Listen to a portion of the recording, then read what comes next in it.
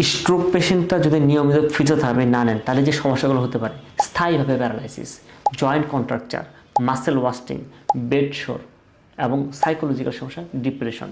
তো আমি যে টার্মগুলো বললাম যে স্থায়ীভাবে প্যারালাইসিস, এটা বুঝতে পারছেন। মাসেল ওয়াস্টিং, তার ওই মাসেলগুলো আগের মতো স্বাভাবিক থাকবে না।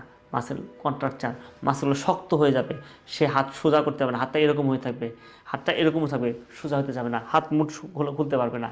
বেড শোর হবে, সে দীর্ঘ সময় বিছানায় শুয়ে থাকলে তার পিছনে আপনার পিঠে ঘা হয়ে যাবে। এটা এতটুকু কষ্টদায়ক, এই ঘা মাংস পচে হাড় পর্যন্ত দেখা যায়। আপনি এটা যারা দেখছেন তারা জানেন, এই ঘা একবার হয়ে গেলে সহজে ভালো হতে চায় না। এবং আরেকটা যে বললাম ডিপ্রেশন, একজন স্ট্রোক পেশেন্ট সে যখন আপনার স্বাভাবিক জীবনে ছিল, সে স্বাভাবিকভাবে হাঁটা চলাফেরা করতে পারতো, যা খুশি তাই করতে পারতো, নিজের কাজ নিজে করতে পারতো, নিজের খাওয়া দাওয়া, নিজের গোসল। এখন সে বিছনায় পড়ে গেছে, সে অন্যের উপর ডিপেন্ডেন্ট। এটা একজন স্ট্রোকের পেশেন্ট কোনোভাবে মেনে নিতে পারে না। একজন স্ট্রোক পেশেন্টের আধুনিক এবং প্রপার ফিজিওথেরাপি প্রয়োজন, এবং এই আধুনিক এবং প্রপার ফিজিওথেরাপি আমাদের নিউরোফিটে আছে। স্ট্রোক সংক্রান্ত সবচেয়ে বড় এবং সবচাইতে বেস্ট সেট আপটা বাংলাদেশে একমাত্র নিউরোফিটে আছে। আরটিএমএস, আকুপাংচার এবং অ্যানিএমএস এর মতো আধুনিক চিকিৎসা।